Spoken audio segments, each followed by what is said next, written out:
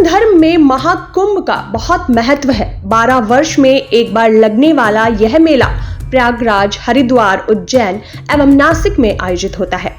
इस साल महाकुंभ का आयोजन प्रयागराज में होने जा रहा है। 13 जनवरी 2025 को पौष पूर्णिमा से शुरू होकर 26 फरवरी 2025 महाशिवरात्रि तक रहेगा। इस महापर्व में देश विदेश से लाखों श्रद्धालु शामिल होंगे। यह महाकुंभ कुल 45 दिनों तक चलेगा। महाकुंभ मेले को धर्म, अध्यात्म और संस्कृति का भी महाकुंभ माना जाता है।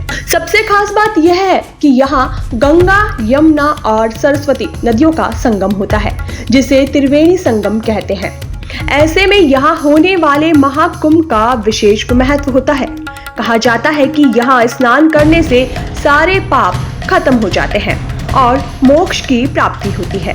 वहीं महाकुंभ में होने वाले शाही स्नान का बहुत महत्व है। साथ ही शाही स्नान सबसे खास परंपरा भी मानी जाती है। इसमें सबसे पहले साधु संत स्नान करते हैं, उसके बाद ही आमजन। इसे शाही स्नान इसलिए कहा जाता है क्योंकि इसमें साधु संतों का सम्मान पूर्वक स्नान कराया जाता है। यह न सिर्फ शरीर को साफ करने के लिए बल्कि आत्मा की शुद्धि के लिए भी किया जाता है। प्रयागराज में लगने वाले महाकुंभ में त्रिवेणी संगम के तट पर स्नान करने का महत्व बहुत अधिक है। त्रिवेणी संगम पर स्नान करने को शाही स्नान के नाम से जाना जाता है।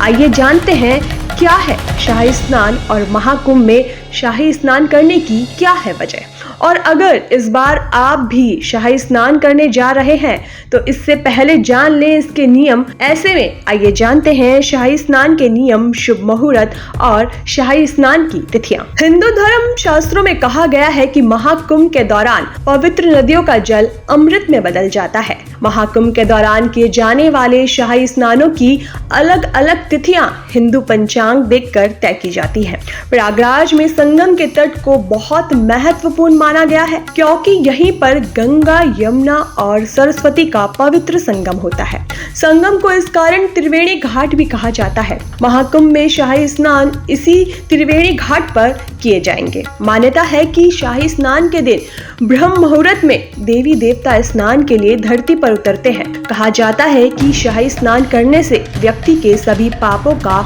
नाश हो जाता है, साथ ही उसके लिए मोक्ष के रास्ते खुल जाते हैं। शाही स्नान के लिए कुछ खास नियम बनाए गए हैं जिनका पालन करना जरूरी होता है। ऐसा कहा जाता है कि शाही स्नान की परंपरा में सबसे पहले साधु संत स्नान करते हैं, उसके बाद ही आम श्रद्धालु संगम में डुबकी लगा सकते हैं।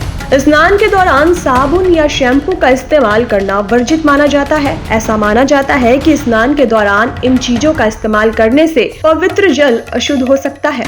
वहीं स्नान के बाद जरूरतमंदों को कपड़े, अन्न और अन्य चीजें दान करना शुभ माना जाता है।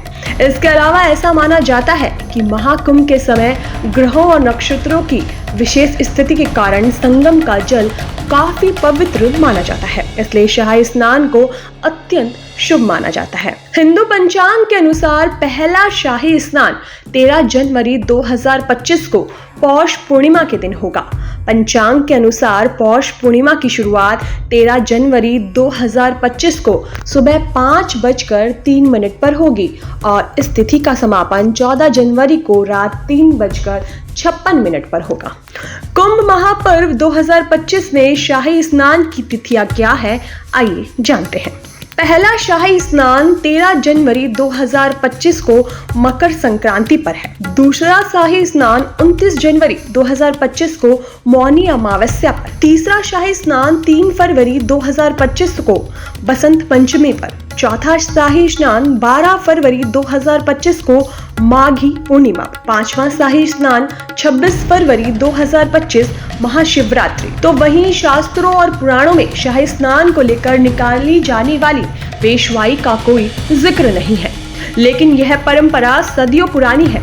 माना जाता है कि शाही स्नान की शुरुआत 14वीं से 16वीं सदी के बीच हुई थी। तभी मुगल शासक भारत में अपनी जड़ें जमाने लग गए। दोनों का धर्म अलग अलग होने की वजह से साधु इन शासकों को लेकर उग्र और उनसे सीधे तौर पर संघर्ष करने लग गए थे। जब साधु और शासकों के बीच संघर्ष बढ़ने लगा तो इसके लिए एक बैठक हुई, जिसमें दोनों एक दूसरे के धर्म का सम्मान करेंगे और धर्म के काम में कुछ नहीं कहेंगे। इस बैठक में काम और झंडे का भी बंटवारा किया गया।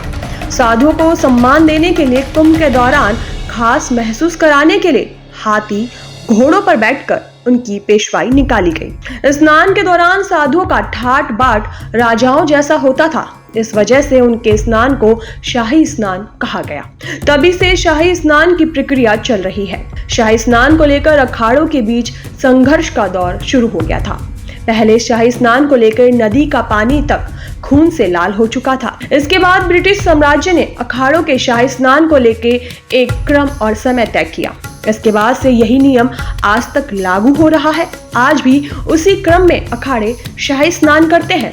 अखाड़े के साधु संत कुंभ में शाही स्नान के लिए सोने चांदी की पालकियों पर बैठकर पेशवाई निकालते हैं। इसके बाद अंग्रेजों द्वारा बनाए गए क्रम और शुभ मुहूर्त में त्रिवेणी के तट पर पहुंचते हैं और जोर जोर से जयकारे लगाते हैं। माना जाता है शुभ मुहूर्त में गंगा में स्नान करने से जल अमृत बन जाता है, जिससे अमरता प्राप्त होती है। साधु संत के बाद आम जनता त्रिवेणी में स्नान करने पहुंचती है। तो आपको बता दें कि नागा साधुओं को महायोद्धा साधु भी कहा जाता है, क्योंकि प्राचीन काल में वे धर्म और समाज की रक्षा के लिए सेना के रूप में कार्य करते थे। नागा साधु अखाड़ों का एक प्रमुख वर्ग है, जो कुंभ मेले के शाही स्नान में विशेष भूमिका निभाते हैं।